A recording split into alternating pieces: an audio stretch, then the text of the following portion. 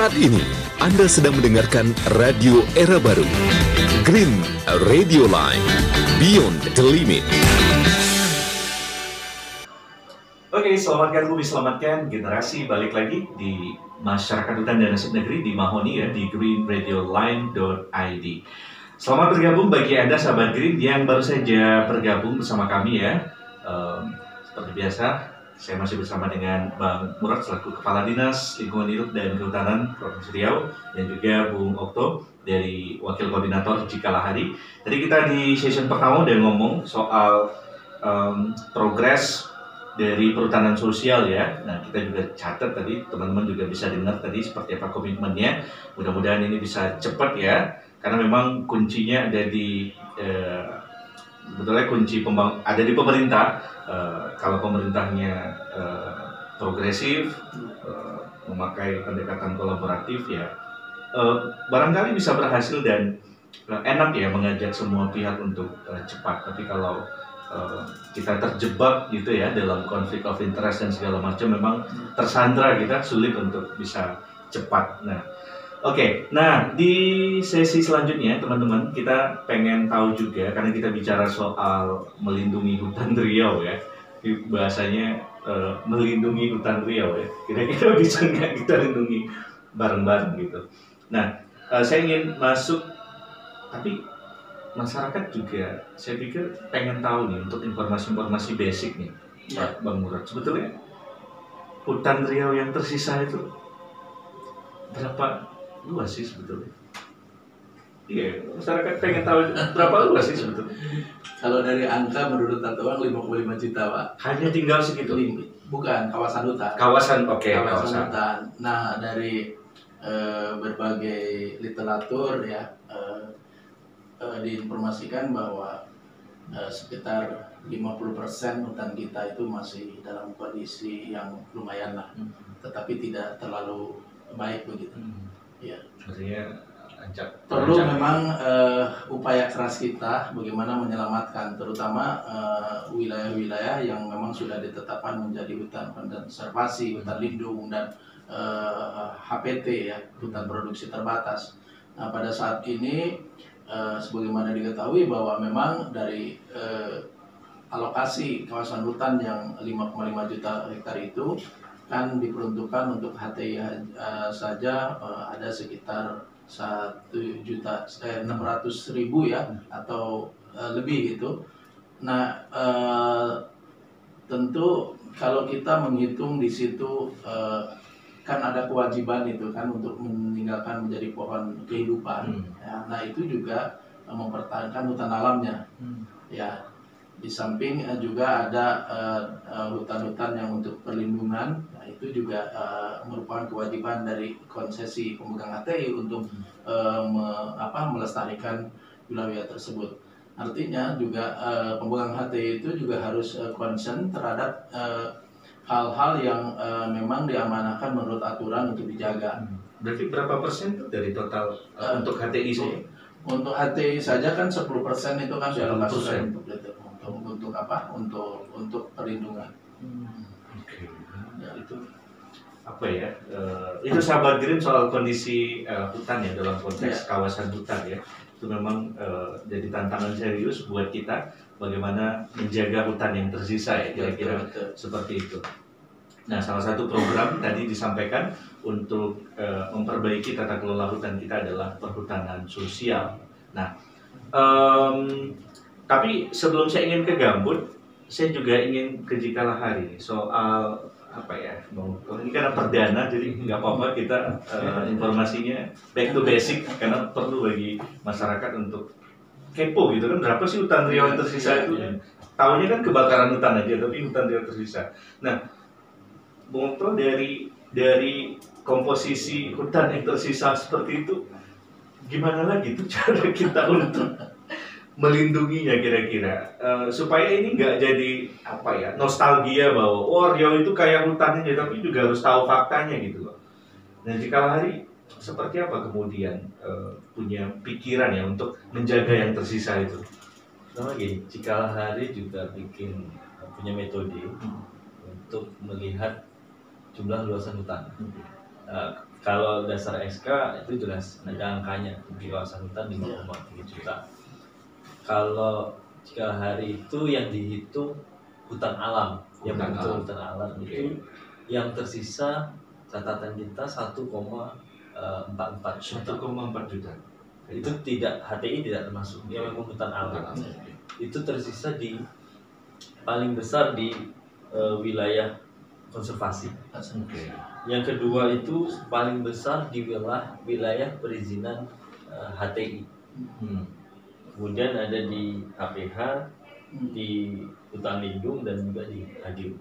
Jadi hutan alam itu juga ada di konsesi. Nah ini yang kita juga dorong sebenarnya, bahwa tidak boleh menebang hutan alam itu bukan hanya ica-ica gitu ya, bukan hanya komitmennya perusahaan HTI misalnya, itu kan punya komitmen, baik dari dua grup ini masing-masing punya komitmen untuk tidak menebang hutan alam, tidak menguruk gambut. Tapi ini faktanya ada hutan alam, tapi kalau sudah RKT-nya masuk, lagi-lagi akan ditebang itu banyak. Contohnya yang terbaru yang kemarin juga hari juga punya temuan PT Arara Abadi itu buka kanal baru, gambut dia keruk, kemudian tanam akasia terbakar. Itu kita laporin juga ke Polda kemarin ya. Iya, jadi saya kira kalau di track di satelit sebetulnya hutan, memang bukan hutan primer kalau kita lihat, tapi hutan sekunder, tapi udah buka juga masih. Itu contohnya. Nah kemudian bagaimana menyelamatkan yang hutan atau melindungi hutan kalau temanya gitu ya. Hutan alam tersisa ya baik dimanapun lokasinya sesungguhnya harus diselamatkan karena tinggal sedikit di tapi konservasi. Data itu sama nggak? Data yang dimiliki teman-teman dengan data kan nggak mungkin nih kalau datanya beda. Kalau tadi kan beliau hutan alamnya saja, kalau yang saya itu ada yang di HTI, sehingga jumlahnya pasti lebih luas. Ya, saya kira itu kan ya perbandingan data yang tidak terlalu jauh. Tidak terlalu jauh ya.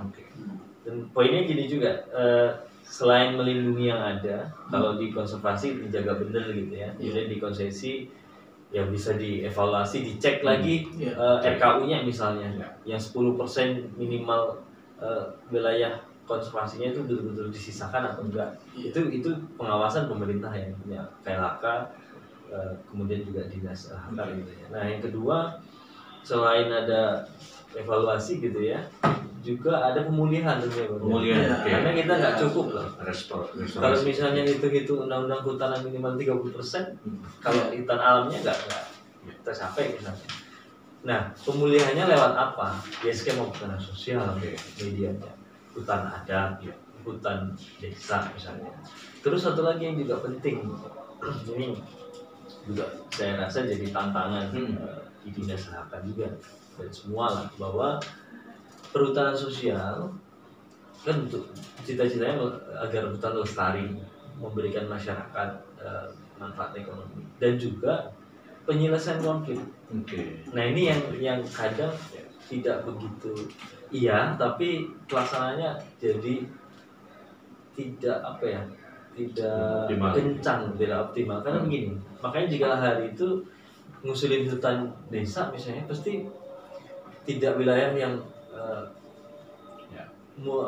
gampang atau clean and clear, tapi ada wilayah-wilayah yang kita dorong untuk bisa jadi PNS karena cita-citanya untuk penyelesaian konflik nih. Konflik itu selalu berada di konsesi biasanya, gitu ya. Kalau tidak di konsesi itu dijadiin PS, misalnya apakah direview dikurangi luasan izinnya, maka yang terjadi izin-izin perhutanan itu PS itu jauh dari kampung, jauh dari kampung, itu pun tetap harus diselamatkan gitu ya. Nah misalnya di verifikasi teknis bulan Desember kemarin itu kan perusahaan HTI PT Rimba Rokan Lestari yang ditolak masyarakat sejak 98, kemudian itu mereka menyerah gitu ya, apalagi sekarang gambut, kemudian mereka mengembalikan izin dan itu kita PS-kan karena ini nanti kalau misalnya di jalan cita-citanya gitu ya, bahwa ini jadi hak kelola masyarakat, konfliknya selesai, hutannya lestari dibolehkan oleh masyarakat. Seperti PT Lum juga di Meranti, perusahaannya dicabut, kemudian itu jadi PS. Jadi lihatan PS adalah salah satunya penyelesaian konflik. Tidak terbatas pada wilayah PIAP saja dan wilayah clean and clear. Tidak terbatas di situ. Gitu. Baik. Nah, soal tadi sempat disinggung. Saya ingin menambahkan mengenai bagaimana upaya pemerintah ya dalam menyelamatkan hutan alam khususnya. Pada saat ini kita mendorong terbentuknya restorasi ekosistem yang dibangun oleh pihak perusahaan. Nah, sekarang sudah ada 5 RE yang hampir tersebar di beberapa kabupaten, yaitu di Meranti, kemudian Pelalawan, itu ada siap ya. Nah, ini adalah salah satu cadangan baru, Pak. Karena dalam restorasi ekosistem itu sama sekali tidak boleh dilakukan kegiatan eksploitasi. Dia hanya dibolehkan untuk menanam. Jadi hanya menanam. Begitu, tidak ada kegiatan-kegiatan yang bersifat eksploitasi. Nah, ini adalah upaya serius dari pemerintah dan juga komitmen dari pihak swasta untuk mempertahankan hutan alam yang ada supaya itu menjadi penyeimbang, Pak, dari deforestasi yang terjadi pada saat ini. Dan sedang menyusul ini yang sedang kami pelajari, sudah ada beberapa lagi yang akan mengusulkan RE. Dan itu insya Allah kita akan betul-betul fasilitasi karena ini adalah upaya untuk menyelamatkan hutan alam. Baik, kita mudah-mudahan ini bisa jadi terrealisasi ya. Walaupun penuh tantangan lah sebetulnya ya. Kita optimis, harus optimis. Oke. Nah, saya ingin geser ke soal restorasi gambut. Baik. Nah, ini restorasi gambut ini juga satu hal yang penting karena technically secara logisnya adalah kebakaran hebat itu diakibatkan oleh dari lahan gambut ketika memang tidak terurus kering dan lain sebagainya. Dan berulang kali sebetulnya juga kita berdiskusi ya sempat sama Mbak Nuzir Fuad dan segala macam. Nah, pertanyaan pertama dulu ke Bang Murad soal restorasi gambut ini secara kinerja ini kita lihat BRG lebih berjibaku nih sebetulnya mulai dari 2016, 2017 dan segala macam merampungkan rencana ekosistem untuk Riau dan segala macam. Nah, tapi juga ada kendala begitu di TRGD. Sebetulnya apa yang terjadi dalam restorasi gambut? Kalau boleh saya menyebutkan, mungkin terkendala itu rasanya mungkin itu terlalu reaktif ya menurut saya. Karena setelah saya duduk, saya langsung melakukan evaluasi terhadap TRGD ini. Memang ya di satu sisi ada beberapa hal yang perlu kita sempurnakan, tetapi komitmen kami adalah kita tidak akan menyanyiakan dukungan dari BRG yang demikian besar.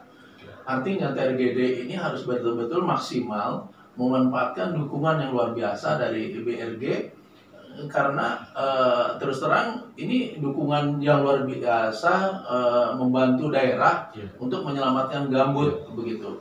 Meskipun juga kita tidak terlepas baik kabupaten maupun provinsi juga tetap memperhatikan ini dan mudah-mudahan ke depan ini saya sebagai pimpinan KLHK akan memiliki komitmen jadi nanti tidak hanya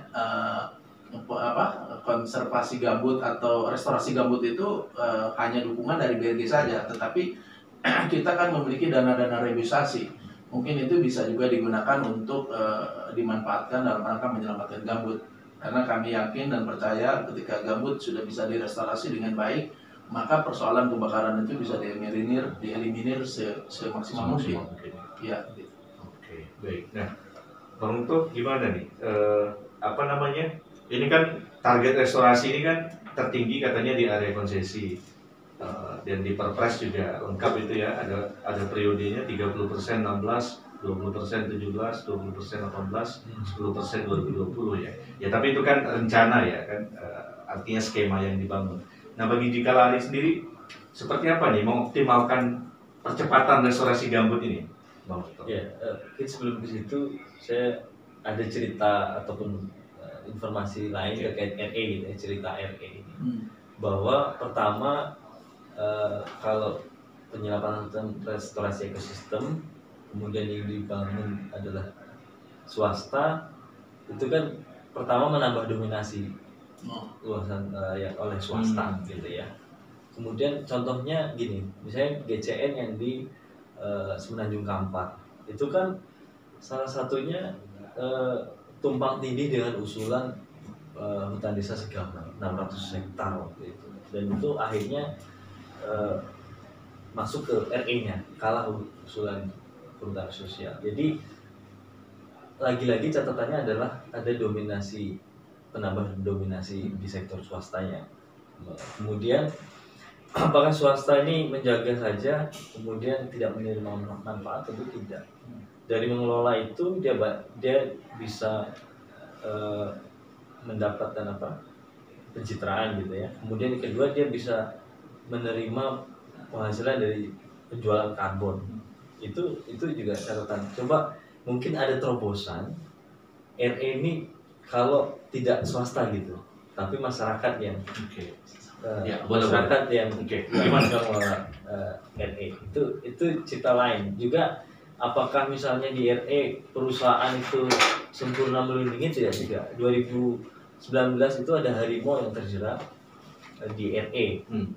Jadi kawasan RE yang dijaga oleh perusahaan Aprindo itu juga ditembus, ada juga pemburu yang tembus, kemudian harimaunya sakit dibawa ke penangkaran di Dharmasraya, akhirnya meninggal. Jadi ada cerita-cerita juga di RE itu yang seperti itu. Pada prinsipnya sebenarnya bagi kami ya pemerintah daerah, kalau memang dinyatakan itu adalah dominasi perusahaan, mungkin bisa ya bisa tidak. Tetapi persoalannya menurut saya bukan di situ. Bagi kami, kalau memang ada pihak-pihak lain yang mengajukan RE, terutama misalnya berbasis masyarakat, ya kalau memang itu layak, karena persoalannya itu kan biaya Pak. RE itu biaya Pak, identik dengan biaya. Jadi tidak ada di situ eksploitasi. Sebagai memang apa yang disampaikan oleh Bung Okto tadi, mungkin saja mereka ketika sudah berhasil dan bisa mengukur bahwa dari hitungan database misalnya karbon yang sekarang bisa diserap itu menjadi menambah. Nah mungkin itu bisa dijadikan insentif dalam sertifikat nanti untuk menjualkan karbonnya. Tapi sampai dengan saat ini terus terang kami belum mendapat informasi itu. Satu perusahaan pun kelihatannya belum ada yang memperoleh itu. Tetapi intinya sebenarnya bukan di situ. Jadi kalau memang Bung Okto beserta rekan-rekan dari NGO akan mendorong salah satu misalnya pihak ya kan untuk mendapatkan RE, kami awal lebih senang. Bahkan saya kemarin menyampaikan bagaimana kita membantu hutan adat ini, jangan mereka tuh menjaga gitu loh. Tapi kita berupaya supaya mereka bisa mendapatkan manfaat dari itu, yaitu melalui penjualan karbon itu. Ayo kita sama-sama, saya bilang begitu kepada teman-teman saya yang di NGO. Kenapa? Kalau mereka itu disuruh menjaga saja sampai kapan kuat gitu, begitu. Kalau tidak ada masukan, ya salah satunya mungkin mari kita berjuang sama-sama agar masyarakat adat yang mempertahankan hutan adatnya itu bisa mendapatkan bagian dari RE itu gitu. Dari carbon trade itu gitu. Oke. Jadi ketemu lah ya di situ ya. Mudah-mudahan bisa difasilitasi. Insya Allah. Oke. Balik ke gambut tadi. Oke. Sampai lupa. Saya ada baca investigasi teman-teman ke beberapa perusahaan, investigasi kolaborasi ya 2019. Gitu. Ketika pembelian gambut hanya itu memang seperti itu kondisi temuannya. Temuan di lapangan yang di tim investigasi di 5 provinsi itu temuannya seperti itu, seperti yang dilaporkan tentu. Jadi berapa perusahaan itu? 17 ya? Ya 17 ada mayoritas HTI, ada juga yang sawit ya.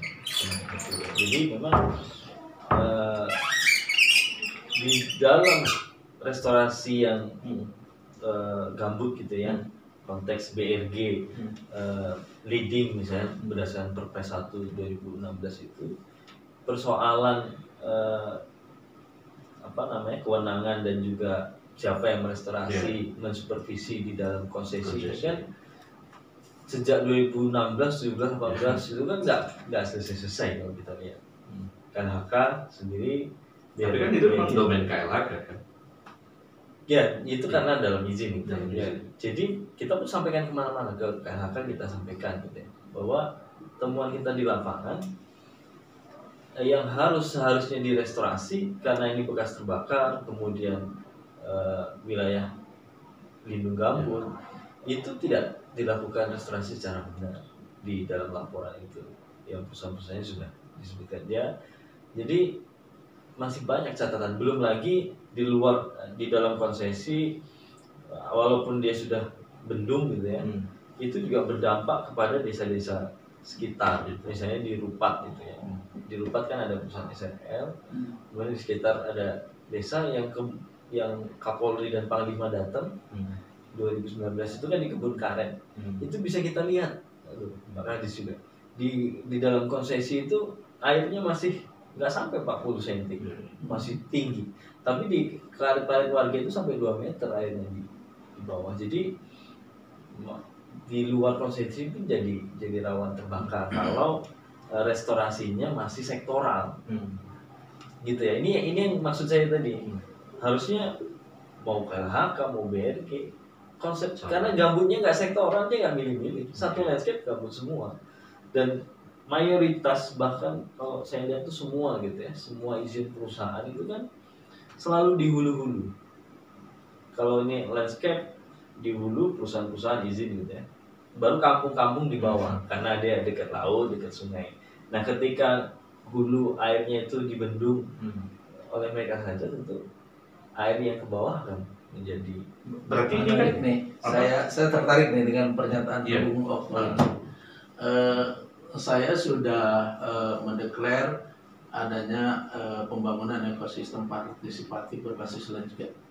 Jadi ke depan itu pemegang konsesi tidak hanya memikirkan di wilayah konsesinya saja, tetapi juga dia harus memikirkan mungkin dampak yang ditimbulkan di wilayah hilirnya. Nah persoalan itu harus didorong oleh kita bersama, baik dari NGO, kemudian kami dari pemerintah ya, kemudian juga mungkin melibatkan pihak-pihak lainnya agar ayo kita ajak gitu. Pembangunan partisipatif itu atau ekosistem partisipatif itu memang harus diimplementasikan di bas landscape, secara landscape. Jadi tidak hanya di site-site-nya milik dia. Nah kalau itu dilakukan, maka tadi yang dikhawatirkan bila masyarakat kering begitu ya, ini tidak akan muncul lagi karena perusahaan pun ikut memikirkan, oh ternyata di wilayah hilir ini kering gitu loh. Ayo kita sama-sama. Dan saya ini Bung Okto, saya sudah menyampaikan kepada beberapa perusahaan di dalam rapat resmi mengenai konsep yang saya bangun. Ini juga banyak sih NGO yang membangun itu. Mereka juga pada prinsipnya sudah menyatakan oke gitu, setuju gitu. Karena kalau berpikirnya hanya di site-nya perusahaan itu, pasti nanti ada wilayah-wilayah lain, terutama di wilayah masyarakat yang mungkin terjadi masalah, gitu. Oke. Tapi apa ya? Itu kan teknis-teknis restorasi itu kan secara sempurna kan sudah disusun ya. Artinya dengan pedoman-pedoman restorasi dari BRG, KLHK kan yang kalau saya tangkap dari poinnya dari Bang Okto dan Pak Kadis adalah bagaimana agenda restorasi itu betul-betul terpimpin oleh pemerintah baik di konsesi dan di luar konsesi kan intinya begitu. Betul. Nah dan itu kan bisa dilihat dari rencana perlindungan ekosistem gambut di tingkat provinsi yang itu juga belum ada begitu kan, hulunya kan di situ. Nah jadi Bang Murad, apalagi ini tahun terakhir BRG ya, Desember 2020. Belum tahu. Jangan pesimis lah. Di Perpres kan begitu ya. Ya walaupun kita pesimis lah. Walaupun kita tetap mendoakan ya, kan karena perannya demikian besar. Pasti. Kita berharap terus. Betul. Kalau yang membantu tentu kita doakan. Baik. Ya saya juga sepakat kalau masih tetap lanjut karena memang tugas restorasi penting. Tapi kenapa kemudian Pemda itu tidak men-take over agenda restorasi gambut itu ke dalam Doakan saja Pak. Keren ini ya? Jadi begini Pak. Oke, gimana? Kasih ini tuh. Ya, jadi clue-nya ya. Kebetulan basic saya juga perencanaan Pak ya. Jadi ketika saya masuk saya melihat bahwa ternyata ada LKLAS yang perlu kita selesaikan, baik RZWP3K maupun tata ruang kami itu GESA itu. Kemudian juga kita melihat ada amanah dari undang-undang Undang-Undang 32 tahun 2009 yaitu harus menyusun perda RPPLH. Ya. Nah, pada saat ini kami sedang juga menyusun itu. Kami sedang juga menggarap itu. Artinya bahwa ketika RPPLH ini dibangun itu adalah dokumen sangat penting untuk mengintegrasikan antara tata ruang dengan RZWP3K. Sekarang ini kan belum ada ini. Bahkan di Indonesia saja baru 3 provinsi yang sudah menyelesaikan RPPLH itu. Jadi rencana perlindungan pengelolaan lingkungan hidup. Nah, kita mudah-mudahan Provinsi Riau yang keempat. Nah, mohon dukungannya dari semuanya. Dan itu menjadi payung hukum, Bang. RPJMD itu juga harus mengacu kepada ini, RPJMD tata ruang itu harus mengacu kepada RPPLH. Nah, di dalam RPPLH itu ditegaskan bahwa pembangunan itu harus sesuai dengan daya dukung dan daya tampungnya. Nah, ketika sudah berbicara itu, saya yakin persoalan-persoalan yang tadi restorasi gambut itu adalah merupakan bagian Pak daripada itu. Include di dalam. Include Pak di dalam. Berapa lama itu Pak? Mudah-mudahan tahun depan udah clear. Clear ya? Tahun depan ya? Tahun depan. Sekarang kan sedang naskah akademik kita susun bersama dengan tenaga ahli. Nah, pengajuan nanti menjadi perda tahun 2021. Doakan saja, mudah-mudahan. Oke. Mudah-mudahan ya bisa. Ya, yang pasti spiritnya saling dukung. Kalau memang ada kekurangan dan kesalahan memang dikoreksi gitu ya. Saya yakin di kala hari akan setia mengkoreksi. Kami siap juga untuk dikritisi. Nah, itu dia. Kalau gitu kan ketemu ya. Oke, ya kalau tidak gimana lagi kan nggak mungkin kita berseteru terus soal betul. Ini, kan? Apalagi sebagai anak Riau ya. Saya pun kadang berpikiran ya. Bukan anak Riau Pak, yang memikirkan Riau. Yang memikirkan Riau ya. Karena sahabat Green ya, apa ya? Memang sudah harusnya kolaborasi kan, punya spirit yang konstruktif ya untuk perbaikan Riau ya, supaya nggak melulu kita masuk dalam konflik of interest yang tidak selesai begitu ya. Nah terakhir nih, saya ingin closing statement dari masing-masing narasumber. Silakan Mbak Okto dulu lah, saya kasih Mbak Okto untuk apa ya? Untuk memastikan bahwa kita akan mengawal kinerja dari Bang Murad pastinya. Tapi juga di satu sisi bagaimana juga masyarakat seperti yang selalu kita bincangkan Bang Okto juga aware pada isu-isu lingkungan hidup ini. Ya, kalau tema diskusi kita melindungi hutan, kemudian tentu selain melindungi hutan yang harus dipikirkan adalah masyarakatnya, ya. Karena ada pemerintahan itu kan untuk masyarakat. Kalau tidak percuma atau nggak usah ada pemerintah. Gitu ya. Nah, poinnya adalah bahwa tentang lingkungan dan masyarakat itu banyak tantangan, banyak PR. Setiap hari hampir setiap hari itu banyak masyarakat ngadu setiap hari. Kemudian juga belum lama ada kasus heboh terkait misalnya bongku yang dikriminalisasi oleh perusahaan. Poinnya adalah kita tentunya kalau sistem kerja pemerintah menyelamatkan hutan dan untuk masyarakat tidak parsial. Bongku saja yang diselesaikan, tidak. Tapi akar persoalannya apa? Ya tadi ada persoalan pengakuan PS yang masih belum terakselerasi. Kemudian ada pengakuan masyarakat hukum adat yang juga belum. Kemudian lagi terkait pengelolaan gambut yang belum secara landscape atau masih sektoral. Saya kira banyak persoalan yang harus diselesaikan itu melalui kebijakan dan peraturan. Tidak bisa satu-satu untuk melindungi hutan juga untuk kesejahteraan masyarakat. Jadi tantangannya banyak. Dari Riau Hijau ya. Riau Hijau juga setahun Riau Hijau kan kita evaluasi, waktu itu masih Pak Ervin ya. Itu kan sepakat sebenarnya di situ untuk mendetailkan Riau Hijau itu apa, karena dari insan media tidak beda insan dari pemerintah detailnya juga tidak. Nah saya kira waktu itu sepakat untuk Rio Hijau itu didetailkan. Nah jika hari juga sudah menyusun konsep sebenarnya, tapi dalam beberapa waktu ke depan kita akan serahkan itu ke pemerintah provinsi. Kita menyusun itu juga dengan ahli yang tentu dekat dengan kita seperti Prof. Haryadi. Ya, saya kira dari kesepakatan yang setahun Rio Hijau itu kita akhirnya mengusulkan versi NGO, nanti kita akan serahkan ke pemerintah. Oke, saya pikir tadi serangan di sini. Saya belum bawa. Tapi mungkin ke depan kita Ya, sekaligus closing dong. enggak, topik tersendiri tentang Oh, boleh. ya, Boleh dong, boleh. Ya, karena mungkin masing-masing orang beda pemikiran begitu. Ya. Asal bersedia dan waktunya juga agak lama ya. Siap. Silakan Baik, closing dari Abang Bima. baik, terima kasih Bung Jali, Bung Okto pada kesempatan ini adalah situasi yang sangat menyenangkan bagi saya bisa bertemu dengan Anda berdua. Komitmen pemerintah Provinsi Riau tetap pada terwujudnya hutan lestari dan masyarakat sejahtera. Bagaimana pendekatannya, yaitu pendekatannya secara inklusif, melibatkan berbagai pihak. Kembali lagi saya utarakan ini, jadi kembali berbagai pihak itu kan bisa NGO, bisa dunia usaha, bisa masyarakat, dan juga bisa kerjasama antara daerah. Ini. Nah kemudian bagaimana pendekatan yang berikutnya kita akan melakukan secara moderat, artinya lebih dinamis dan adaptif terhadap misinya tetap adalah kesejahteraan masyarakat. Ya, ya begitu, Bung Okto.